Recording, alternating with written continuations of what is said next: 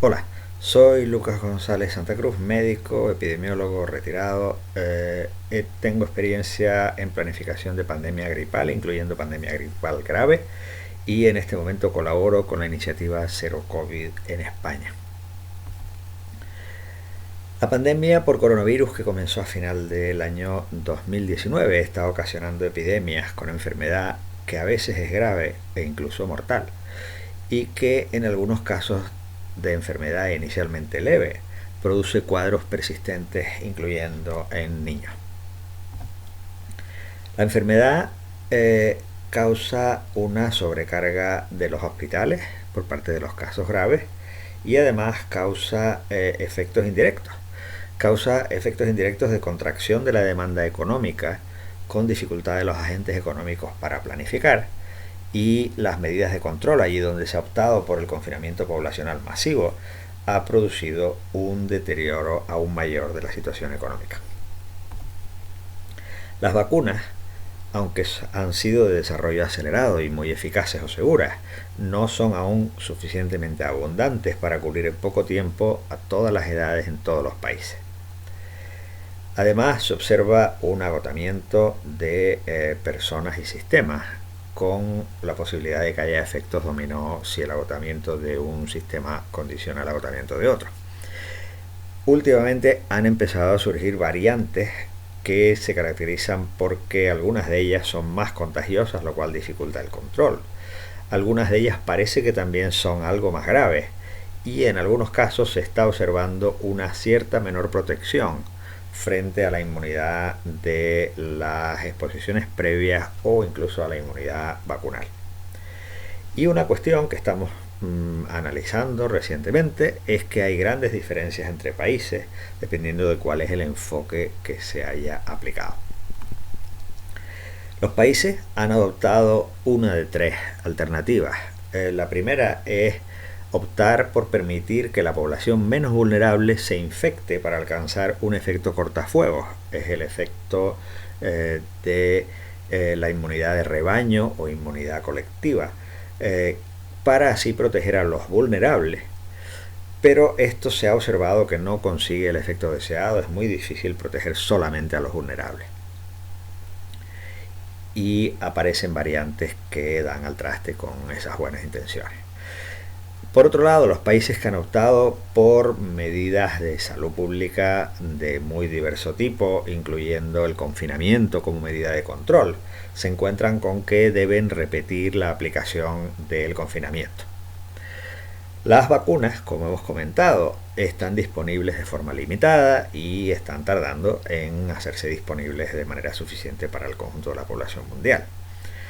En cambio, los países que han optado por la supresión sostenible, aplicando todas las medidas posibles en menos tiempo y protegiendo lo conseguido, están disfrutando de una vida social y económica bastante normal, con muchas menos restricciones. Por lo tanto, es razonable replantearse la estrategia, realizando una valoración de posibilidades y realizando en su caso el diálogo social oportuno. El objetivo último del control de las epidemias es romper las cadenas de contagio.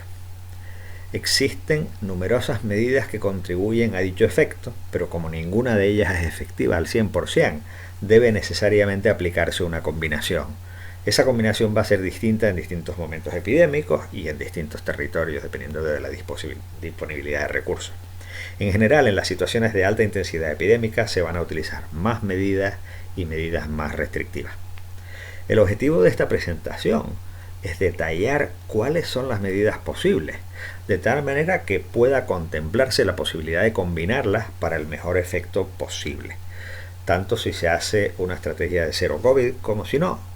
Conviene conocer cuáles son las herramientas que tenemos a nuestra disposición. Este conjunto de herramientas es muy variado y está organizado a los efectos de esta presentación en 4 bloques, de los cuales vamos a hablar de 2. Las cadenas de contagio se pueden romper utilizando una diversidad de medidas. La primera son las medidas que tienen que ver con reducir los contactos respiratorios, es decir, estar en lugares distintos. Otro grupo de medidas son las que tienen que ver con proteger los contactos respiratorios, es decir, si vamos a estar ocupando el mismo espacio, tratar de que la transmisión no ocurra. En tercer lugar, podemos tratar a las personas contagiantes para que dejen de serlo. Ahí no estamos centrándonos en que las personas se curen o no se curen, de lo que se trata es de que dejen de ser contagiosas. Sería la tercera opción.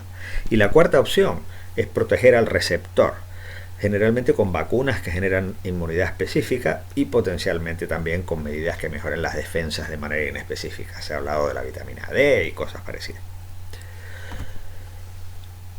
Vamos a ver primero la más sencilla conceptualmente, que es la de interceptar al virus cuando compartimos un espacio con otras personas. Para eso, lo primero que tenemos que hacer es saber cómo se produce el contagio. Y no solamente saberlo, hay que explicarlo para que el conjunto de la población tenga un conocimiento suficiente de cómo funciona la transmisión, de tal manera que ellos puedan adaptar las medidas de control a la situación concreta. Se ha hecho mucho énfasis en la transmisión directa a través de gotas que van directamente de una persona contagiada a una persona que todavía no está contagiada y a través de objetos intermedios. Sin embargo, últimamente el análisis científico y detallado y físico de muchas situaciones epidemiológicamente muy conocidas permite afirmar un mayor papel para los aerosoles, que serían de corta distancia, con lo cual es fácil confundirlos con la transmisión directa, pero que en interiores, sobre todo con ventilación escasa, condicionan una mayor transmisibilidad, que es mayor todavía cuando es en interiores con poca ventilación, donde ocurren muchos más contagios que en el exterior. Se calcula que la diferencia de riesgo es del orden de 20 veces menos contagios cuando se hacen actividades en el exterior. Teniendo en cuenta que el virus se transmite por el aire, podemos realizar una serie de estrategias que hacen uso de esta propiedad de la transmisión. Las medidas de control consistirán en realizar el máximo posible de actividades en el exterior. Primer punto. Segundo punto, introducir aire exterior en el interior, es decir, estrategias de ventilación. Para mejorar la eficacia de las estrategias de ventilación, se puede medir el CO2 para confirmar que la ventilación sea adecuada, o si por el contrario parte del aire que respiramos ha sido ya respirado por otras personas, lo cual condicionaría un aumento del CO2, que es una medida indirecta de el grado de reciclamiento del aire. En caso de que lo anterior no sea posible, es posible filtrar el aire adecuadamente, y para eso de nuevo hay que dimensionar el tamaño de los filtros según el número de personas y el tiempo que estén juntas. Un elemento que se puede utilizar y que se debe utilizar sobre todo en interiores para reducir la cantidad de virus que aportamos al medio ambiente y también para proteger al que la lleva son las mascarillas. Mascarillas o dispositivos similares, hay también otros instrumentos parecidos.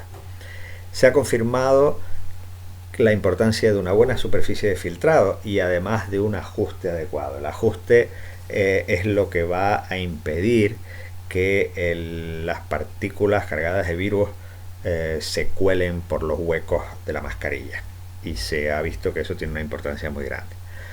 El uso masivo de las mascarillas requiere que sean cómodas, reutilizables y reciclables, y insistimos en que debe educarse en el mejor uso posible para aumentar su utilidad. Teniendo las mismas mascarillas las podemos usar bien o mal, y eso condiciona diferencias importantes. Otros dispositivos como las escafandras, etcétera, pueden utilizarse en entornos de alta exposición y mucho tiempo de uso, como en cuidados intensivos, etcétera. En muchos casos podrá reducirse el número de contactos respiratorios, reduciéndolos a los más esenciales. Para ello, una estrategia conocida y sufrida por muchísimas personas es el confinamiento masivo. Esto se realizó en Wuhan al principio de la pandemia, y luego se desarrolló en Italia y en España y en muchos otros países de nuestro entorno. Para estas estrategias, el disparador fue la situación en los hospitales, que sirvió de indicador y de motivador para ese tipo de estrategia. El confinamiento poblacional masivo significó que una proporción importante de la población se quedó en sus domicilios durante un buen número de semanas. Se suponía que dicha estrategia permitiría ganar tiempo para otras medidas, incluyendo aprender a manejar la enfermedad, encontrar tratamientos, organizar intervenciones de salud pública, desarrollar vacunas, etc. Esto se ha conseguido de forma parcial, no todos los objetivos que se plantearon se han conseguido. En países como Nueva Zelanda se usó al principio para impedir la entrada del virus en su país y luego de forma breve frente a reintroducciones. Pero todos sabemos que la estrategia de confinamiento poblacional masivo es disruptiva y difícil de sostener durante un largo tiempo y tiene costos sociales importantes. Cuando hay menos casos, una mejor opción de control es la destinada a cortar las cadenas de contagio una a una. Esto empieza con el diagnóstico de los casos. El diagnóstico sintomático ha mostrado dificultades y limitaciones. Usar una lista limitada de síntomas es más específico, pero no es suficientemente sensible, ya que un 25% de los sintomáticos tienen síntomas no clásicos. Los síntomas que llamamos clásicos en este contexto son fiebre, tos, dificultad respiratoria y problemas con el olfato. Pero hay gente que tiene otros síntomas como fatiga, dolores musculares y otros síntomas diferentes, diarreas, problemas de niebla mental y otras circunstancias. En cualquier caso, hay un número de personas importante que en ningún momento tienen síntomas o que los van a tener más tarde cuando ya hayan transmitido la infección a otra gente. Para eso se han desarrollado pruebas de anticuerpos que dan resultados rápidamente y que se pueden usar de forma abundante y repetida. El objetivo fundamental del diagnóstico no es solamente contabilizar los casos, es lograr el aislamiento correcto del mayor número posible de casos. El aislamiento correcto es que se haga pronto, que se haga bien y que tenga duración suficiente. Y esto requiere en muchos casos el apoyo económico y logístico, hacerles la compra, pasearles al perro, sustituirlos en el trabajo y en algunos casos el alojamiento dedicado, de tal manera que la persona se pueda separar de los convivientes en los casos en los que la vivienda no reúne condiciones y se podría haber un contagio intrafamiliar. A partir de los casos es posible encontrar más contactos, lo cual puede hacerse hacia atrás de quién pude contagiarme, con lo cual encontramos más cadenas de contagio. En algunos países se hace incluso contagios hacia atrás de varios niveles, hasta 4 y 5 niveles.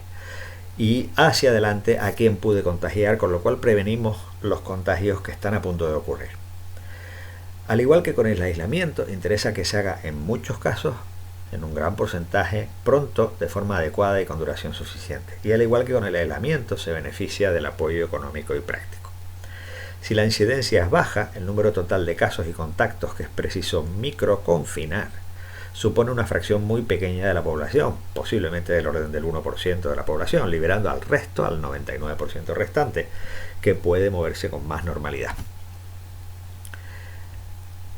En determinadas circunstancias puede ser útil reducir los contactos respiratorios en el trabajo y de forma secundaria en el transporte público.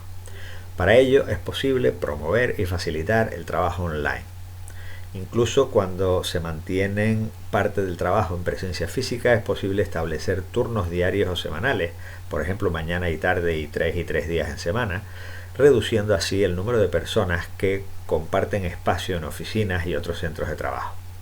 Además, dependiendo del tipo de trabajo, es posible retrasar algunas tareas, tales como informes rutinarios no urgentes o cirugía electiva, hasta que la situación epidémica mejore.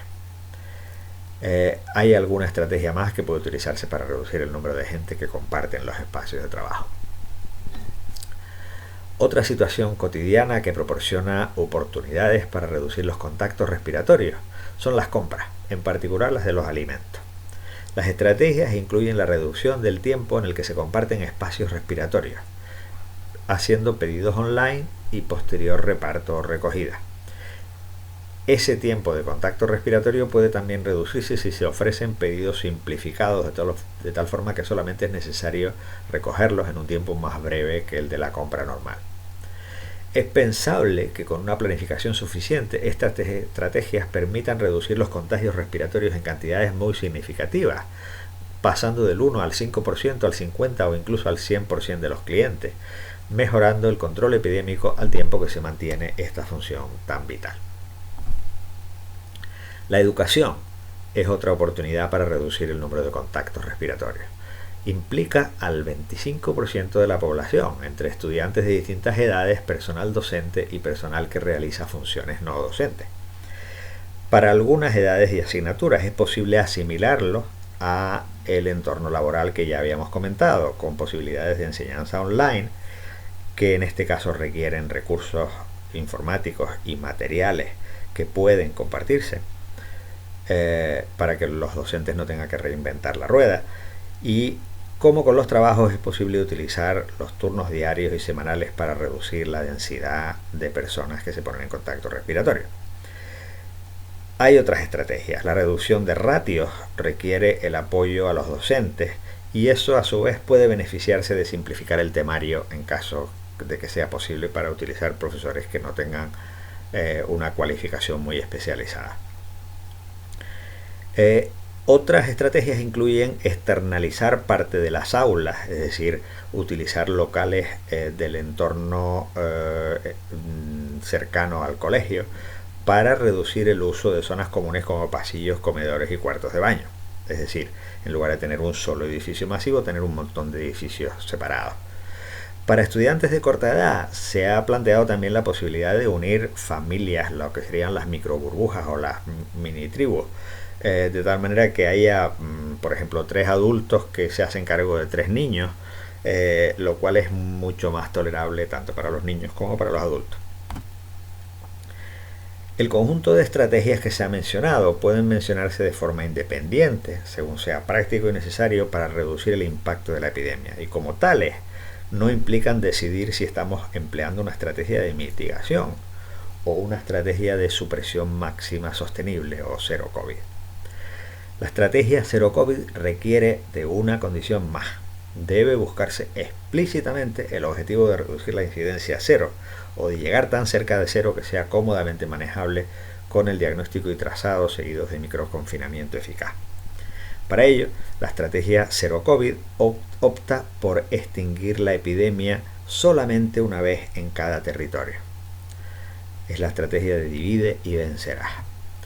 Para ello, se compartimentaliza el territorio en territorios más pequeños, de forma que en algunos de ellos la incidencia será inicialmente elevada, que son las zonas rojas, en otros será baja, zonas naranjas, y algunos, desde el principio, serán ya de zonas cero, zonas verdes. En las zonas rojas se aplicarán todas las medidas necesarias, incluyendo el confinamiento poblacional, para reducir la intensidad epidémica rápidamente. Cuantas más medidas se apliquen simultáneamente, más rápida será la reducción. En las zonas naranjas será posible además utilizar el enfoque de casos y contactos, ya que los números serán más reducidos. Solamente en las zonas verdes es posible abrir la sociedad. Y también es posible conectar las zonas verdes entre sí.